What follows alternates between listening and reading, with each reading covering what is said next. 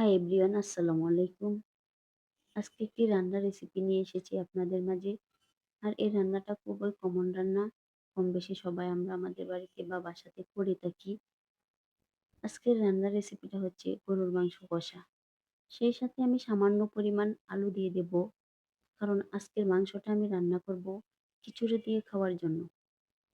যেহেতু এখন বর্ষাকাল চলছে, বর্ষাকালে খিচুড়িটা একটু আমরা সবাই কম বেশি পছন্দ করে থাকি, বাচ্চারাও করে থাকি।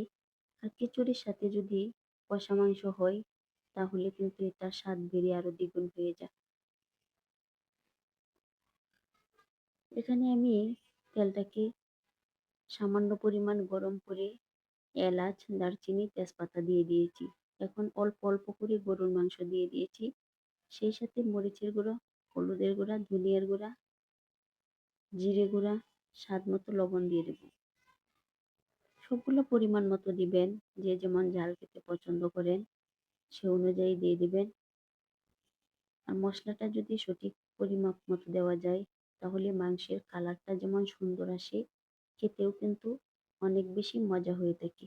গরুর মাংস অনেকভাবে রান্না করা যায়। আজকে রান্নাটা আমি করব হাতে মেখে, করব না, গরম তেলে ভেজে নেব কিছুক্ষণ।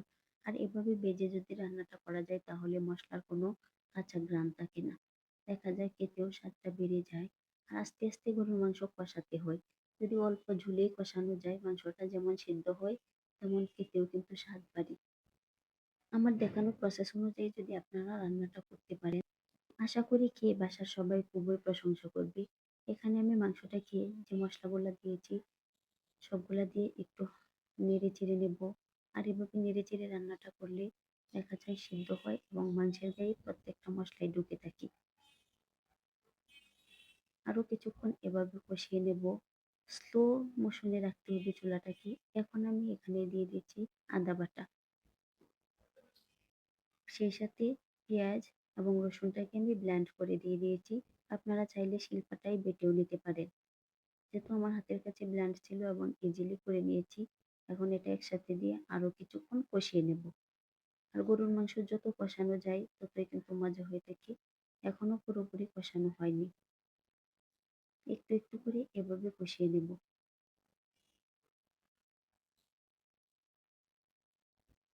আমার দেখানো প্রসেস অনুযায়ী আপনারা অবশ্যই চেষ্টা করবেন এভাবে গরুর মাংসটা রান্না করার জন্য। একদিন করে দেখেন, অনেক বেশি মজা হয়ে থাকে। আর পেঁয়াজ রসুন যদি বেটে দেওয়া যায় এভাবে, তাহলে কিন্তু ঘনত্বটা একটু বেশি আসে, তরকারিটা মাখা মাখা হয়। যেহেতু আমি খিচুড়ির সাথে খাবো, এর জন্য একটু আমি মাখা মাখাই করব। দেখেন আমার তরকারিটা কিন্তু অনেকটাই সিদ্ধ হয়ে গেছে। আমি ঢাকনা দিয়ে ডেকে রান্না করেছি, কিন্তু সবকিছু তো আর ভিডিওতে দেওয়া যায় না। যেহেতু ভিডিও অনেক লম্বা হয়ে যাবে, এর জন্য আমি শর্টকাটে আপনাদেরকে দেখিয়ে দিচ্ছি ঢাকনা খোলা অবস্থায়। এখন আমি আরো কিছুক্ষণ নেড়ে চেড়ে নেব। গরুর মাংস এভাবে কিছুক্ষণ পর পর যদি নেড়ে দেওয়া যায়, তাহলে এদিক সেদিক উল্টে পাল্টে করলে দেখা যায় তরকারিটা খুবই ভালো হয়ে থাকে। কালারটা দেখেন কত সুন্দর হয়েছে। যেহেতু হাতের মশলা দিয়ে আমি রান্নাটা করেছি, বাড়িতে তৈরি করা মশলা, যা আমি ধুয়ে রোদে শুকিয়ে ভাঙ্গা করে থাকি।